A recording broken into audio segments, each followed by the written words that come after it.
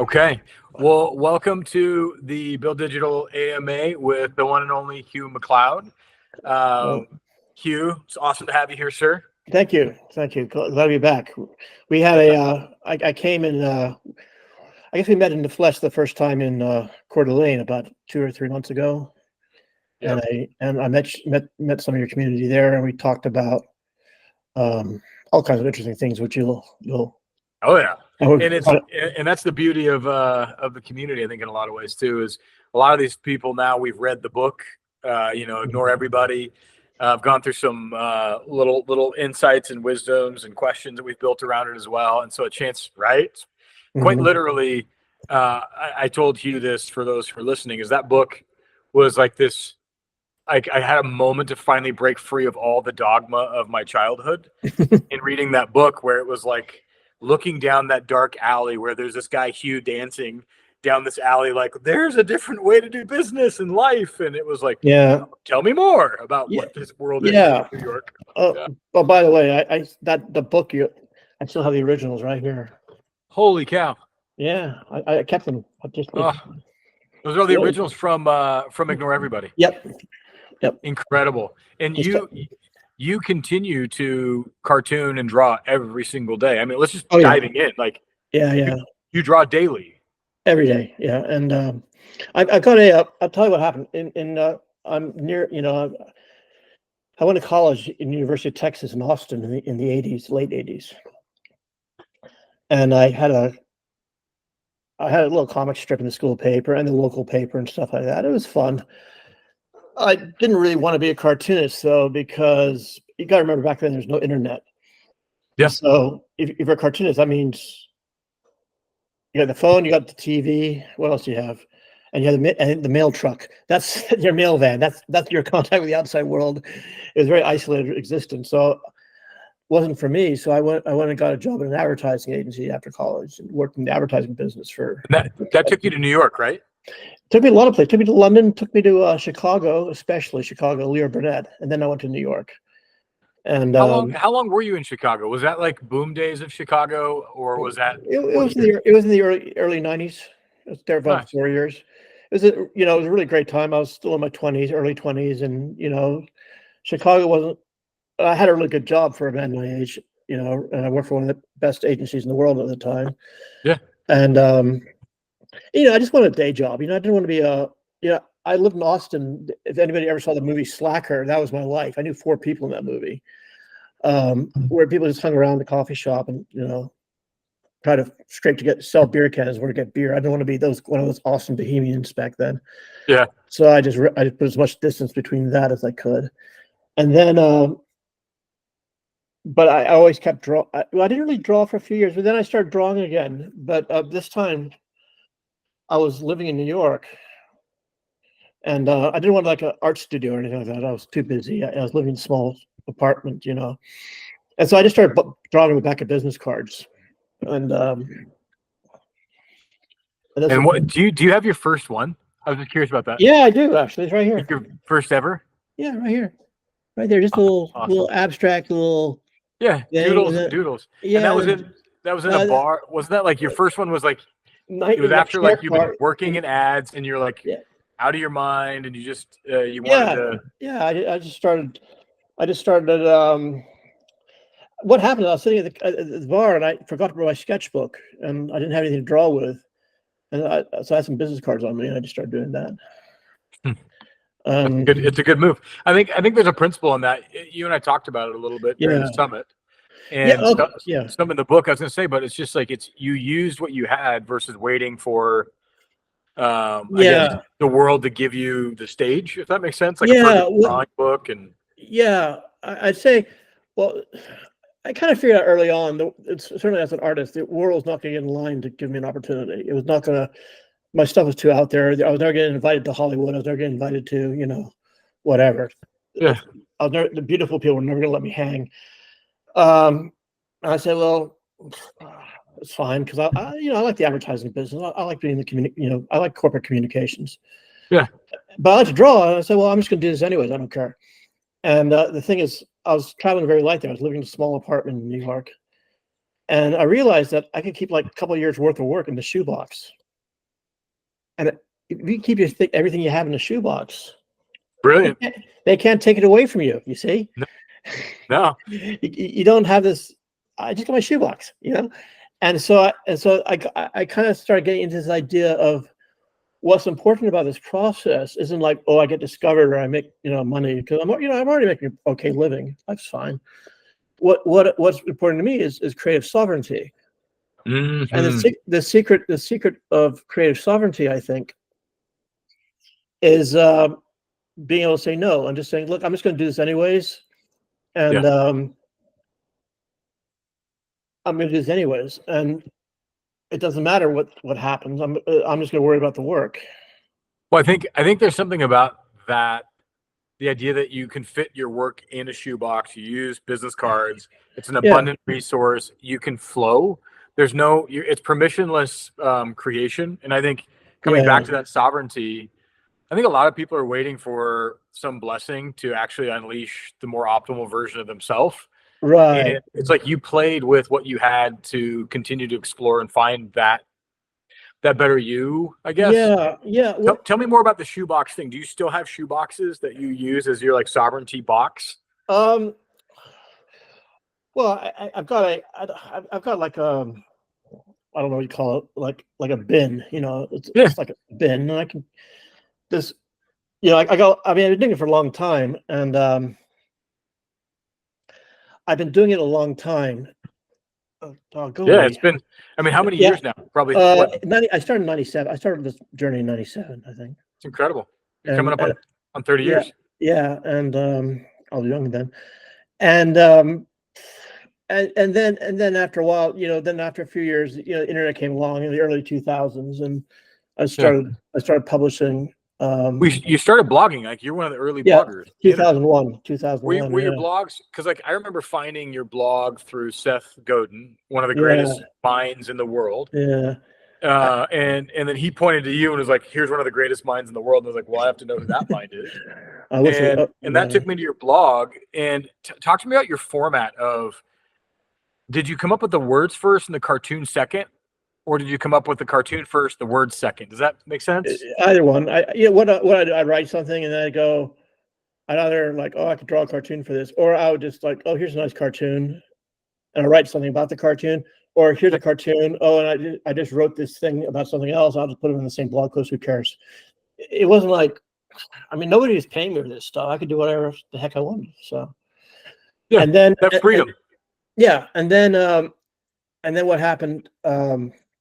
When did you get paid the first time? So like as a question, like when did you first time someone's like, I want to engage with you about the art and your creativity as a transaction versus this is Hugh's like crazy adventure being you? Okay, I got a few freelance illustration gigs, like Seth Godin, for example. Yeah, I illustrated his book, The Dip, for example, and he paid me a wee bit. And then in 2004, I met a fellow who called Jason Corman, and he's right now he's the CEO of Gaping Void LLC, and they're like cultural change. They do cultural change for large organizations, and he was like a wine and an art guy, all sorts of things. We started off in the wine business, but then he realized that there was a lot more opportunity. And he was like an early person realizing that culture is value, and it's a great unsolved problem in business. So he started like a working on the culture problem, and I just helped him. That's great. And I've been working with him for 20 years. In the fame of the book, I mean, do you feel like here's an interesting question, because you went from being able to sit at a restaurant or a bar or in a subway anywhere and doodling, to all of a sudden you have one of the greatest selling business books of all time and one of the most popular blogs on the internet. Like, what was that like going from? Was it annoying or was it validating? I guess. Does it? I think what happens, you get too busy to think about it when that happens. Okay. You don't say, "Oh, I'm famous now" or something like that. You just go. I mean, you still have to you still have to make a living. You still have to, you still have to keep your feet on the ground. And Yeah. also the kind of, when you get like, I noticed this, a friend of mine's a pretty successful film director and out in Hollywood. He knows all the actors. And, the thing about fame is it's very unstable. Mm-hmm.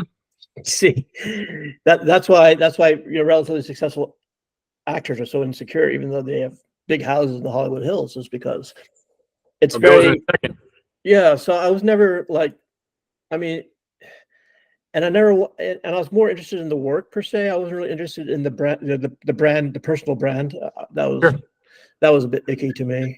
How did you cross that chasm? So there have been times in my life, and I'll keep asking a couple questions, and then we'll open it up to some of the questions this group might have, and some I have online too, that I've received. But I mean, you're one of the greatest illustrators in the business book world, from my perspective, and Seth that. You had one of the most famous blogs, but you started by having this absolute sovereignty over a modality that allowed you to explore and express a primal kind of version of Hugh that you didn't have to ask permission or anything. Exactly. Yeah. And here's hold on. Here's the question. Here's the question I want to hook with. Sometimes I feel like as a creator, I've found something special, and I'm trying to ship it to the world. And that probably is the hang up right there. I'm shipping it to the world, but then I see an opportunity to ship it larger, bigger, in a different way.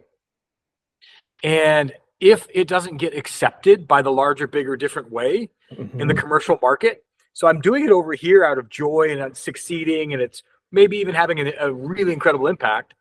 But then there's a chance to, like, do a billboard that would change the whole world, kind of a thing. And I'm almost there, and then we can't get that deal done. And it feels invalidating. Like all of a sudden the air's let out on my tires. Like, well, maybe I'm insane. Maybe I'm crazy. Maybe I'm wrong. And do you feel that ever, of that feeling of like, they don't want me? Like, does that make sense? It's there's kind of doubt, and you feel like the yeah. Am I wrong? As you're chasing something true and beautiful and primal, and you get ready to take it to market, and market says we're interested, and then they say no, and then you're like, am I just crazy over here where I'm having all this beautiful joy? Well, the thing about soul, it doesn't scale very well, you see. Yeah. So it's like when you're small, you know all your customers. You see what I mean? And when you get bigger, they become ciphers, and it becomes an abstraction. Your customer becomes an abstraction. Yep. And so you want to get that sweet spot where it's like the artist's dream, not too big, not too small, I suppose. Some people want to be big. Some people want to be big, and they're ambitious. You don't. Well, I don't think it would suit me. I don't think there are too many moving parts. I don't like moving parts. I love that about you. Yeah, it's a fellow I know. He went to high school with Michael Dell. And Michael Dell has they're still buddies and stuff. Michael Dell has a pretty busy day. Yeah. And he's always got something going on, and it's like. And he's got a lot. I mean, don't get me wrong. He's brilliant, fellow. Right. And he's added a ton of value to the world, but also, but it's like, is that the world you want? Yeah. Would that actually suit you? Whether maybe just be better off, I don't know, with a grocery store in some country town. I mean, that's a bit extreme, but it's so you have to kind of have to cut your coat to fit your body, I suppose, and your temperament. As opposed to kind of like saying, it's a mass-produced coat that the culture wants you in. Yeah. Well, I have a friend who's a very good tailor. He makes suits for very famous people, and he's very, very good, and very, very quite famous, really. The guy who taught him used to make tuxedos for Fred Astaire and Duke Ellington, I mean, top of the line stuff, and so I know, because of him, I know a lot about suits. And you see these Hollywood A-listers, or these like people like The Rock, or these and they're wearing these very expensive made-to-measure suits, and they're all buff, The suits are made. They're all like tight, you know. They all just Yeah. like they all look kind of. They don't fit. They don't fit because they're because they're not bespoke. They just got it off a rack, Yeah. and they don't look very comfortable or very flattering. How did Hugh find the coat that fit him? Like, does that make sense what I'm asking? Yeah, Like, yeah. because you were born, I mean, man, you lived in how many places growing up? Like all over the world. Scotland, yeah, South Africa, Boston, Houston, London. Yeah. Yeah, So I mean, you had adventurous, wild childhood that like yeah, many would dream of, but others, if they really knew, might not envy. But you really found the good in it. But when you stepped into the real world, and all of yeah, a sudden you're like trying on jackets, did you yeah. ever find a jacket you tried on? You're like, oh, this is wrong, but you kept wearing it. No, not really.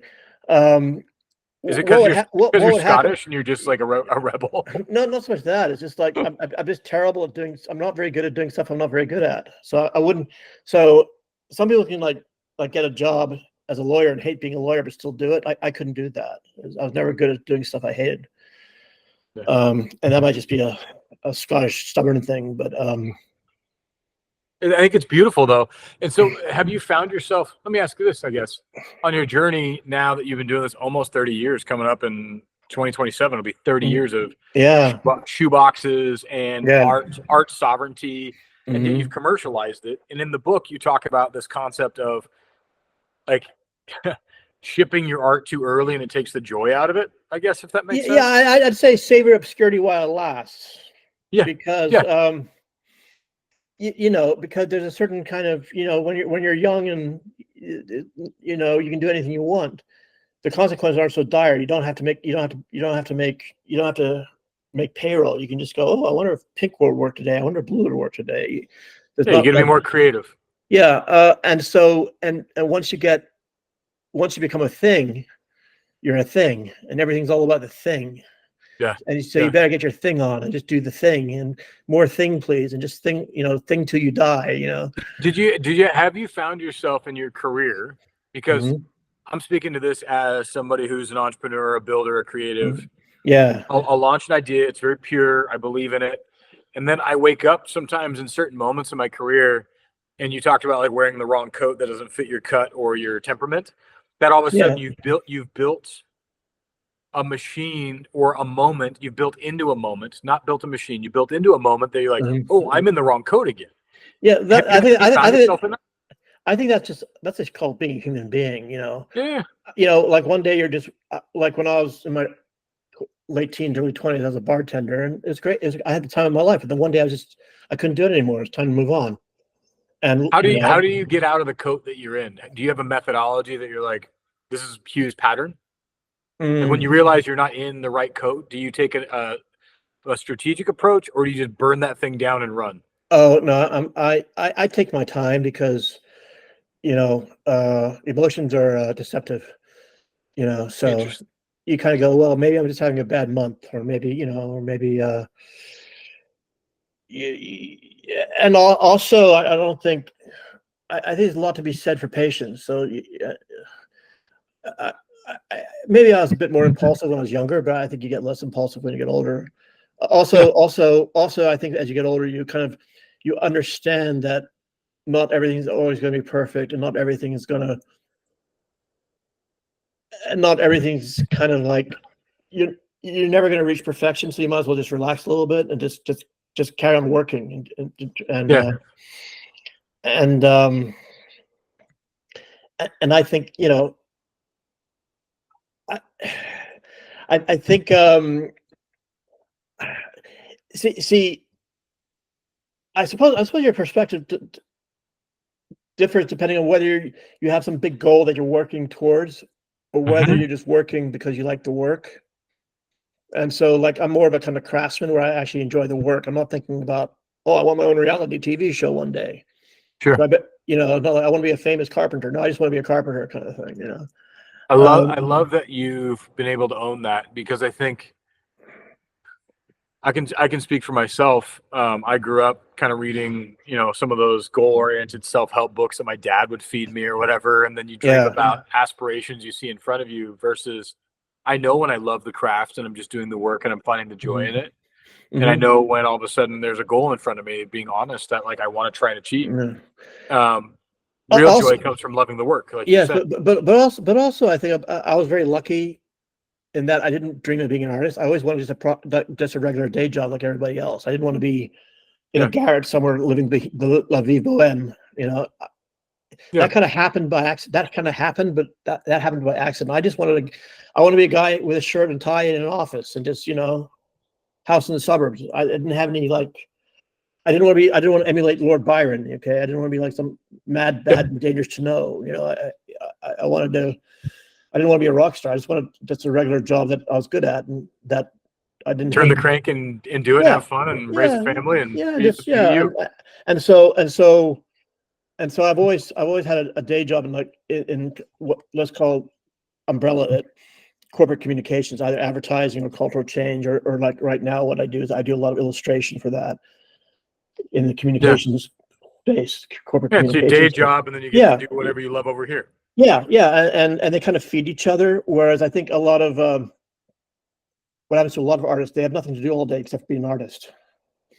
Whereas I'm quite happy being an artist a couple of hours a day. I don't have to be like 24 hours a day. That'd be very tedious to me. Yeah. So incredibly smart what you're talking about. It's that balance of how to create a fulfilling life. Right. And I think, so let's just take a step back, and then I do want to open it up to some questions. I've got some written out that people submitted, but I also have ones from this crew. Before we jump into maybe questions people have, just as the recap, Hugh has lived all over the world. Incredibly best-selling book on business and how to start things and how to be creative. That's changed culture, quite literally. Has continued for almost 30 years being a well-known artist, cartoonist, thought leader, creating these culture relics on business cards, and you keep them in a shoebox. You've prided yourself on a life of sovereignty that you just get to create. You don't have to ask permission. And so that leads to the question I was going to ask. When I think about a lot of entrepreneurs who are just starting out, or people I meet in communities we work with, or people wanting to start a company that never have, and or when I think about society as a whole, there's a lot of people who have been kind of like lullabied, cradled into this malaise of just be entertained and consume. Oh dear. And so people who are waking up from that, it feels very foreign. You mentioned like asking for your crayons back. Yeah. And so in the book, it's one of my favorite lines you talk about is like, basically you were an artist, you had crayons, and then they took them away from you, and you need to like beg for your crayons back and start drawing. But my question is this: when someone gets their crayons back, I almost feel like most people look at them and then like smell them and like, am I supposed to eat these? What do I do with these things? Like, is this a box of fries? Like, so I guess my question is, how would you suggest people awaken that crazy creative person they once were, that's been murdered by society and or our own thoughts and choices? Okay. It's like a first date, okay? You don't propose to the girl on a first date. You just go, I just want to have a nice time. Hopefully we'll have a nice time. Okay? So I'd say when you open the box of crayons, don't think you're pulling the sword out of the stone, wielding Excalibur and going off and fighting dragons. Don't make a big deal out of it, in other words. I'd say, oh, these are nice. Go play. Just carry on playing. And play as long as you can, and then and make it a habit. You don't have to like quit your day job and then go to. I mean, I've been doing this for decades, and I just I'm a cartoonist, or at least on my own terms. Maybe 2 hours a day, maybe one, maybe less, maybe more. It doesn't matter. I just do it every day, and I have fun. And then carry on doing that, and then you'll notice that like answers will start to coagulate. From the relics that you've created. Yes, by the play, you'll start seeing the pieces starting to relate. How do you hold on to your relics and kind of explore them? Does that make sense? Like you use a storage device early on. You had your shoebox, right? Which was kind of, you took creative play and you moved your creative play with your crayons into that. Like, Well, what it's an ongoing process. I mean, I think what happens, I think, and you'll know this as an entrepreneur, is like, the first thing you do when you decide you want to be an entrepreneur is don't go rent a fancy office with oak paneling walls. rent, get a garage, move your car out of the garage and set the table there. So I think small moves. I think what happens, I think people front end the stuff with too many expectations, I think, as opposed to where my attitude was, I'm going to do this every day for the rest of my life. See you later. Leave me alone. And I'll live with the consequences. I wasn't like, oh, I'm going to do this, and then I'm going to become famous, and then I'm going to move to Hollywood. I didn't have this big archetypal kind of narrative. I just said, I'm just going to do this every day. Good for you. And like I said, that's why I always had a day job, just because. And it wasn't just a security blanket. It was also because, as an artist, you want to actually interact with grown-ups on a regular basis. You don't want to spend your life around other artists. You'll go mad. Yeah, it's incredibly true. I mean, a lot of artists do go mad because they don't know how to do the balance. Yeah. And I think entrepreneurs and chefs, we're all creators, right? Artists are creators. Oh yeah. So it's like how to not just be constantly in the dream mode and open the spigot as fast as it'll go mode, or else you exhaust yourself. And I think that's people who want to be artists all the time or creatives all the time don't have the discipline side that maybe gives that structure you're talking about. Yeah, I mean, I think like, I mean, you're a pretty successful entrepreneur. It seems to me you have soft time and hard time, or like one needs where maybe, I don't know what your schedule's like, but maybe in the morning you're like, hello trees, hello sky, hello daisies, hello dogs, hello fields, and then you put your big boy pants on, and like, I don't know, after your second coffee, and then you're like, buckle up, numbers, logistics, sales, and so you have that kind of hard and soft thing. I think that's how it's done. I think you're people spot on. Yeah, I think the people who are, I'm just gonna be a hard-nosed, a-hole, I'm just gonna like outwork and outkill and I think those people, well, it worked for some, but it wouldn't work for me. And then the people who just want to be creative the whole time, they burn out. I think you need this kind of hard and soft thing. And so I mean, well, it's like the options feel like if you just stay in the creative mode, you absolutely burn out because you use all of your creative fuel in one shot. If you stay in the other mode, you lose your soul and your joy. Yeah, so right. Then you quit, or you just stay in the zombie mode for the rest of your life, doing something you don't really have any joy in. And you're nailing it. And I think that structured calendar time is super important. Yeah. I even had literally, Hugh, in my calendar for a while, I had this section in my day that was referred to as wander. Right. There you go. Yeah. I would literally wander, and I had structured ways of wandering, but it gave me negative space to explore that creative kind of crayon side. And I would use different ways disciplined. Yeah. Do you have a structure to yours, like a rhythm of your day? Well, I work every day. I work every day. I work every day. I do all the hard stuff first thing. Okay. Well, I walk the dog first thing because that clears my head, and then I do all my hard stuff till about lunchtime, and then I walk the dog again, and then I kind of like do I'm talking about the day job stuff, and then in the afternoon I do the less arduous, the less creative, the more kind of what do you call it, processy, functional kind of stuff in the afternoon, and then I walk the dog again, and then by that time my kid gets back from school, we have dinner, and then I just go draw in while the kid's watching watching her TV, or I'll go draw for a little bit, and then I'll put her to bed, and then I'll go draw a bit, and then I'll go to bed. So love it.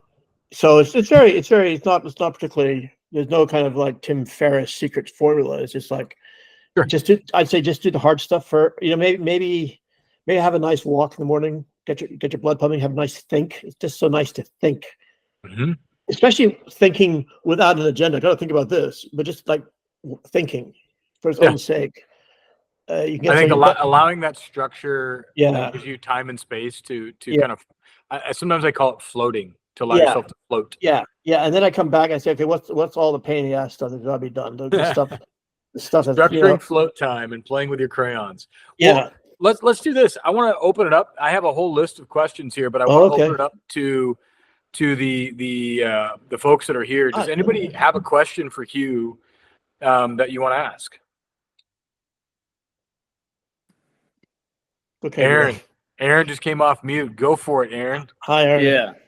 So, as the process of leading up to the time that you wrote your book, like how long was that? When was your like first kind of inspiration, and then when did you finally arrive pen on paper? Oh, okay. Very short. I wrote the first draft in about 4 weeks. And Wow. then it's kind of a weird story. And then and then I blogged it. I blogged the whole thing for free. And then Seth Godin's thing published as a PDF. It got downloaded like some insane amount. It's like in 2004, like 6 million times or something. And then he introduced me to his publisher, and they published the book, and it became a bestseller for a while there. It wasn't really. It was kind of like I wasn't trying to be a published author. I just wrote the thing because I was just, I think amusing yourself is a very important thing to be able to do, and I was doing it to amuse myself. And I think when you're, it sounds a bit cliche, but I think when you're ready, things kind of fall into place a lot easier. Hmm. So it wasn't like this big, arduous, heroic journey to get the public. It wasn't like a movie. It wasn't a Hollywood movie. I just wrote it. Oh, this is quite good. But I wasn't. But again, it wasn't like, oh, I want to be a published author one day. I never want. I just wrote it to amuse myself at the time, and it kind of resonated. And because I've been around the block a few times by then. I kind of knew a lot about the creative process and surviving the creative process as a creative. So I knew a lot about that. So You wrote all the content in 4 weeks, and then you dripped it as blogs, or like it's stacked. No, I love it. yeah, no, I wrote it as a series of blog posts over like a month period, and then I put it together in a document, and it became a PDF, and then I got a book deal. I love it. I love it. I wasn't really. You weren't seeking a book deal. You were just giving a gift to the world. Yeah. So it wasn't. Robert, either you came off no camera just to show us your beautiful face, I or you've got a real was question. going to say one thing there. Because I had a day job, I wasn't. See, when you don't have a day job, and you're either, and I wasn't trying to escape the day job. So a lot of people use the book as like, this has got to work out, or else I won't be able to be a writer, or this has got to work out, or else I'll be stuck in this job forever. I didn't have those two things. I didn't go into it with like a lot of expectation, or a lot of like, this has to change my life or I'm dead kind of. A lot of people start writing books and whatnot just to get themselves out of a current situation. Yeah. Good. Robert. It's a deep question for me. So I'm wondering, does, creativity, it seems to happen under duress. My greatest creativity comes from the worst moments in my life. So I wonder if you've been able to flip that at all and take creativity from a sense of wonderment or joy. As I got older, that's gotten easier. I think when I was younger, it was much more motivated by angst and and just anger, young man's anger. I think you get older, you realize, well, A, life is short, and B, life is kind of weird and miraculous. And then you kind of and you understand that nobody actually knows what consciousness is. I mean, they know what it is, they experience it, but they don't actually know what it is. They go, and it makes you very, I don't want to get religious, but it puts you in a very mystical point of view.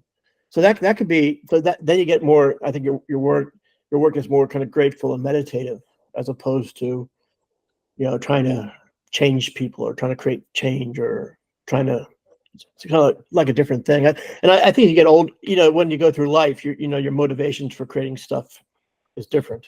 So has different reasons, you have different reasons for writing a book when you're 60 than when you're 20. Yeah. that's just the flow of life. So It's a great question, Robert. Yeah.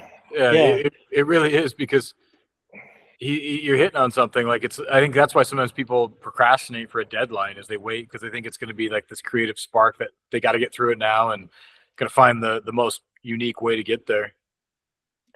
Yeah. I can't remember. There's a playwright. I can't remember his name. He did a play called Way Upstream, a British playwright, and he always he had a theme in his work was always like, the more horrible life gets, the closer you get to God. That's kind of like an under. And there's an old saying in England, like, there are no atheists at sea. That's I mean, I got the foxhole analogy, same thing. Yeah, there are no atheists in the foxhole. Yeah, exactly. But as a creative person, you're always going to find new layers to your existence, and you're always going to be trying to bring light to them. Yeah, Donald. Hey, you really enjoyed the book, man. It was great. Let me ask you one of the questions here. We got the Innovation Collective movement happen here in Victoria, Texas, and we built a tribe, and there's more and more people becoming part of that tribe. But how do you communicate with people when you get outside that tribe? We live in an area that's we're surrounded in rural. It's kind of more of that conservative thinking that, Remind me, where exactly is Victoria? I know Texas. I tell you what, we're about 100 miles from Houston, 100 miles from Austin, 100 miles from Corpus, and 100 miles from San Antonio. We're right in the middle. Okay, so you're okay. I used to live. I went to University of Texas, and I lived in Alpine for a while. Okay. And I lived in Houston for a while.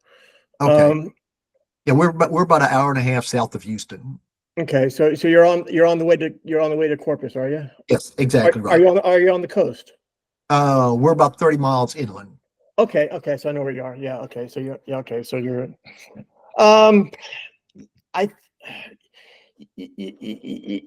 did you ever read? Did they ever make you read To Kill a Mockingbird in high school? That's been years ago, but I do remember part of it. Yeah, well, Atticus Finch, he was great because he lived in a small town in Alabama, and he's a pretty enlightened dude. Okay. And even though they were going after him, he never lost the love for his townspeople, even though they were wrong.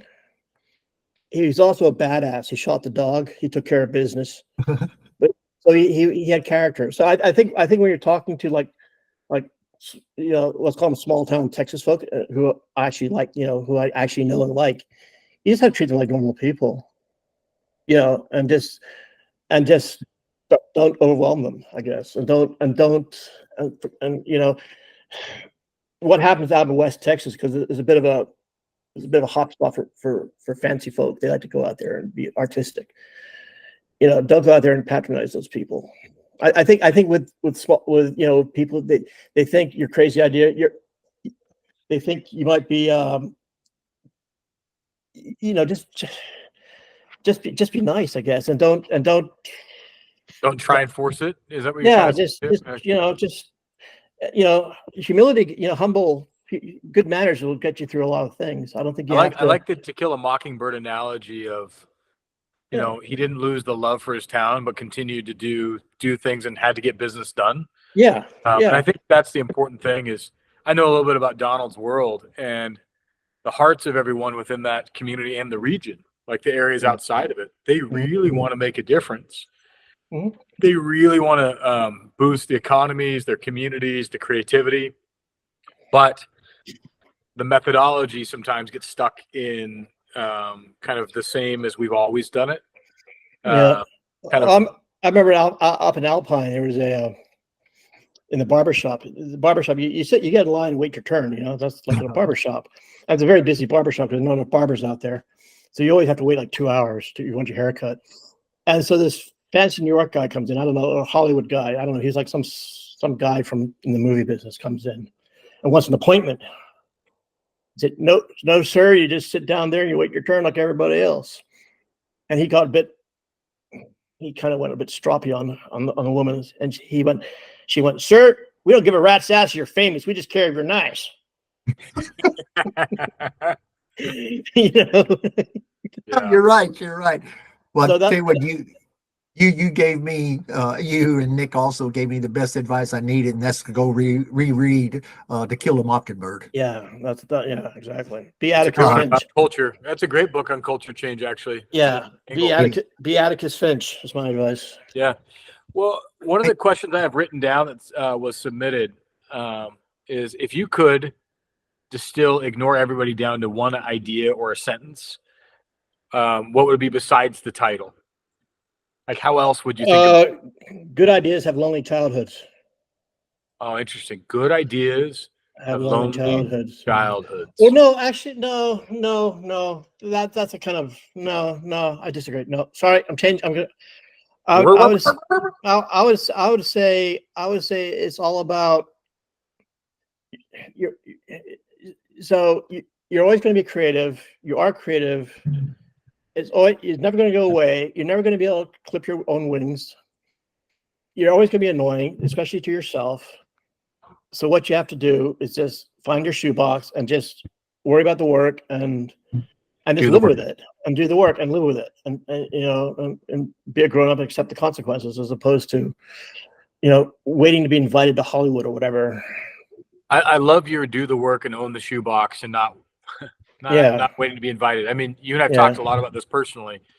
Some of the circles don't bring you in, and Exactly. you don't really care. Which there's something so magical about that attitude. Rick, you came on. Bring a question as one of the closing questions. Okay. Sure. Well, the annoying yourself kind of resonated quite a bit with me, so I annoy myself daily. But Hugh, nice to meet you. Nice to meet you.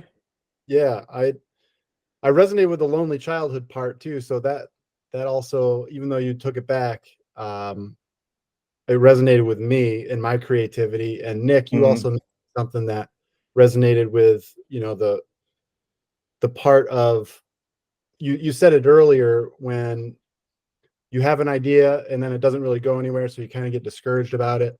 And I spend a lot of time in nature. That's where I get most of my creativity. But Hugh, you mentioned amusing yourself. I was curious if you can expand on that, because I do amuse myself, but it doesn't really scale. Like you said, soul doesn't scale. How do you bridge that gap of, you have something to bring to the world's not either ready for it or you're just missing the mark? Well, if you're missing the mark, then trial and error, I suppose. I mean, you keep trying. In terms of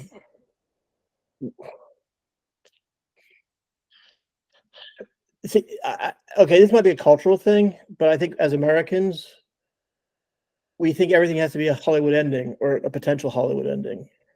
Everything has got to be a movie, and it isn't a movie. Yeah. So I think I was lucky because I didn't have, when I was a kid, when I was even a young adult, we didn't have phones or smartphones. We had to make our own fun. And what I used to do is I'd bring a sketchbook to a coffee shop. That was my fun. So I had to keep myself amused, but there was no doom scrolling back then. There was no, most people, you had to play guitar or something. I think I see. It all depends what you're trying to build. It depends what scale. See, it's hard for me to answer that unless I know what kind of. If you want to be a billionaire, that's something different than you just want like a coffee shop. But I think you have. I think as a creative, you have to enjoy the work. The work is what is always going to keep you grounded, and you have to find a way to be able to be able to pay to do the work. Or pay for the time, to pay for the energy, whether that's a day job, whether that's your work makes money or not. I mean, but I think if you're really creative, you just have to figure a way to do it every day. And even if you're doing like an hour every day is fine. Yeah. And then, go and, I don't know, work for the county the rest of the day or whatever is fine. But I think you're a really good musician wants to, it's better to practice 5 minutes a day than to practice for 3 hours once a week. And I think that's a nice Again, I think maybe I'm old and wiser now, but I think when I was younger, I embarked upon adventures, front loading too many expectations onto the adventure, which handicapped it. I love that. Rick, that's a great question and really a good one to end on. And Hugh, I appreciate the insight too of the cultural perspective of saying sometimes we all think it has to be some Hollywood ending. Yeah. Instead, grab your shoebox, do the work, do it daily, show up, and understand you might not know where the rainbow ends. You may never get to the mountaintop, but you better enjoy the work you're doing and do it consistently. And I think that's a message culture needs. I need it. I'm grateful that you share it with us through many mediums. And just to kind of, to highlight what you continue to do on a daily basis. I mean, I follow you and you're creating culture relics every day where you watch the news, you look at Twitter, you do whatever, and then you turn them into little cartoons. And you're like, the world wants it. The world's an interesting place, so I'm where fortunate. can people find you online? Just on the let's see. You can just find my hash. Can you see that? Can you read that? Hashtag Hughes cards or Hugh cards. Hugh cards. HughCards.net, at Hugh Cards on Twitter, but just Hugh Cards. It's like Hugh cards, but way better. Yeah, HUGHCARD. Just Google that and there you go. Yeah, there you go. I'm super grateful for the time today. I don't want to go over because we said we go to the 45. We're already 3 minutes over. Thank you for those who came. Hugh, anything in parting that you want to say? No, just delighted to do this. Like I said, it's the work that matters. I agree. Get a shoebox. Yeah, get your shoebox and just get to work. Every 5 minutes a day. Let's go. Stop doom scrolling. Yeah, exactly. Yeah. All right. Cheerio. Lovely to meet everybody. Bye. All right, bye.